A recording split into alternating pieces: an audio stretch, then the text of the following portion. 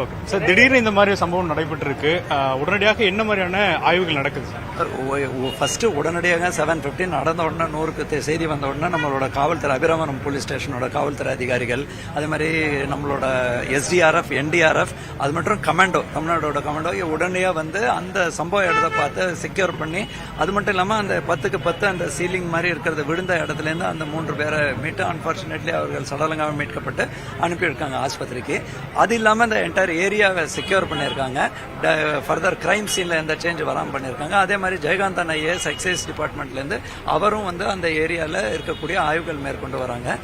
இப்போதைக்கு மற்ற எந்த டேமேஜஸும் இல்லாட்டா கூட இந்த பகுதியின் மக்களுக்கு இந்த மாதிரி ஒரு மெட்ரோ ட்ரில்லிங்னால ஏற்படலாங்கிற கருத்து, டன்னலிங் மெஷினால இருக்கலாம்ங்கிற கருத்தெல்லாம் சொல்லியிருக்காங்க. இது எல்லாமே டெஃபினட்டா அந்த ஸ்ட்ரக்சரல் ஸ்டெபிலிட்டி இன்ஜினியர்ஸ் யார் இந்த பில்டிங்கை ஸ்டடி பண்ணுவாங்களோ அது வந்து இந்த ஆங்கிள்லையும் அவங்க டெஃபினட்டா ஸ்டடி பண்ணி இப்போ that is too preliminary for me to at my stage to give a கமெண்ட்டுங்க.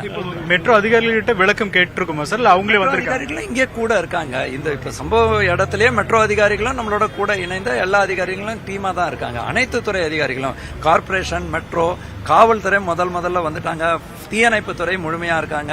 NDRF, SDRF, அப்புறம் தமிழ்நாடு கமாண்டோ சிறப்பு இருக்காங்க. தாசில்தார், ரெவென்யூ இன்ஸ்பெக்டர், அந்த டீம் ஃபுல்லா இருக்கு.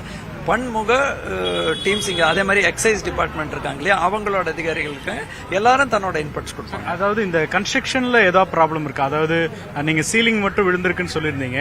சோ அந்த இடத்துல ஒழுங்கா கட்டுமானம் இல்ல, அதனால கூட வாய்ப்பு இருக்கு. இல்ல, இது டூ பிரிலிமினரிங்க. ஒரு மாநகராட்சி ஆணையர் என்ற அடிப்படையில் நம்ம வந்து அப்படியே அக்ராஸ் த போர்டு கிளீன் சிட்டும் கொடுக்க கூடாது, அதே இடத்துல பதட்டத்தையும் ஏற்படுத்தக்கூடாது. அந்த ஸ்பாட்ல நான் கண் கூட பார்த்ததை தான் சொல்ல முடியுமே தவிர, இது இன்வெஸ்டிகேஷன்ல நம்ம இன்ஜினியர்ஸ் அவங்க தான் இதை ஸ்டடி பண்ணி இதுக்கு அந்த ஏதாவது வைப்ரேஷன் இதெல்லாம் கனெக்ஷன் இருக்காங்க. பட் இப்போதைக்கு அந்த ஃபுல் என்டையர் ஏரியால ஒரு 10க்கு 10 அடி மட்டும் தான் விழுந்திருக்கு. மற்றது அப்படியே எந்த ஒரு பாதிப்பு இல்லாமல் அப்படியே இருக்கு. ஸோ அது அவங்க இன்வெஸ்டிகேஷன்ல அவங்க என்ன சொல்றாங்களோ. மணிப்பூர் அண்ட் திருச்சி 2 பகுதியை சேர்ந்தவங்க உடலை அனுப்புறதுக்கான நடவடிக்கை வெரி அன்பார்ச்சுனேட்டுங்க. திருச்சி சார்ந்தவரோட குடும்பத்தை நம்ம தொடர்பு கொண்டிருக்காங்க ஆல்ரெடி. மணிப்பூரை சார்ந்த 2 பேர் அவங்களோட குடும்பத்தை தொடர்புக்கான முயற்சிகள் ஏற்பட்டிருக்கும்.